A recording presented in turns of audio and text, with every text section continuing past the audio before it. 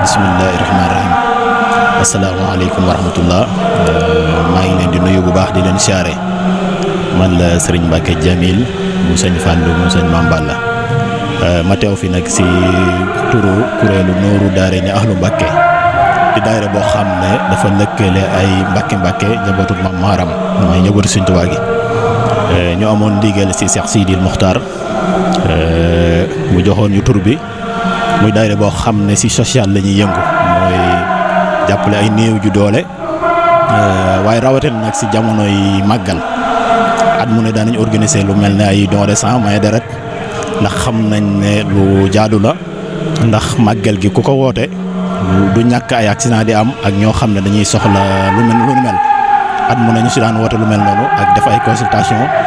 ak joxe ay ndimbal ndax gis nañ ne dëkk bi dafa yaatu te dafa bari ay néew doole. su ko defee daan nañ topp sancaan yi joxe ay ndimbal yu yaatoo yaatu ren nag suñu liggéey ñu jëmalewaat ko si social ba tey waaye jot si ndigalul Cheikh Mouhamadoul Mountakha si kàddug Cheikh Mouhamadoul Bachir mu jox ñu ndigal si ñu joxe ay masque si biir loolu tam mu jox ñu ndigal si orphelinat bii nekk Touba ñu dem fa dimbali leen ndax gis nañ ne béréb la boo xam ne bérébu jaamu yàlla la ndax ay xale yu ndaw ñoo fa nekk di ay tut tànk yoo xam ne dañuy door a gën a jamono ñi si ëpp dañoo gën a jamono seeni waajur làqu ñu yor leen si bërëb booba sëñ bi joxoon ñu digal si ñu dem taxawu leen ñu yóbbul leen ay meew ak yu ni mel loolu daal mooy taxawaayu daayira Nooru Daarayni te it suñ lépp social la social bi nag niñ koy defee mooy suñu biir la ñu tàmbalee mooy at mu ne dañuy dajef ay cotisation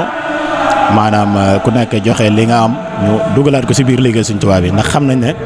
liggéey bi yaatu na yaatu goo xam ne ku si nekk da nga war a nekk fenn.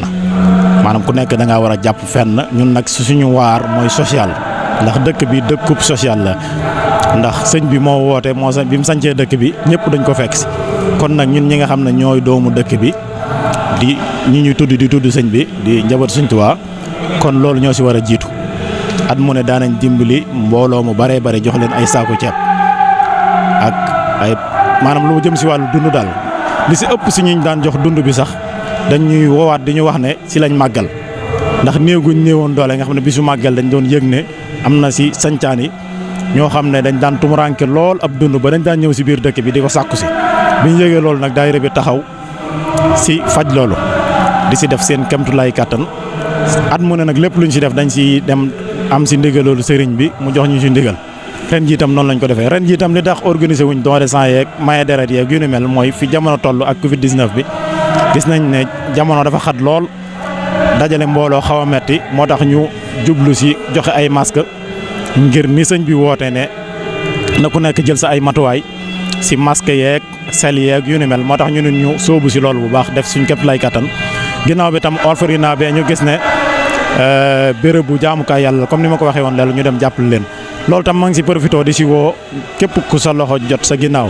ngir ngay gën a yëngu si social ndax gis nañ ne ñun ñii de bañ ko tàmbaleeg léegi yokkute mosuñ koo rëccu li ko waral mooy dimbali néew ji doole ku ne xam na li si nekk si ay njariñ moo tax ñu ngi siy gën a soññee bu baax si képp ku ko man nga di si gën a góorgóor bu baax waaye rawatina nag jamono yi màggal ku ko man nag nga dëkke ko waaye rawatina nag jamono yi màggal nga xam ne ñun ñëpp dañ koy aajowoo kon ñu ngi sant bu baax di leen gërëm di ñaan suñ borom defal ñu tawfeex ak ju yaatoo yaatu si barke Sëñ Tuubaa asalaamaaleykum wa rahmatullah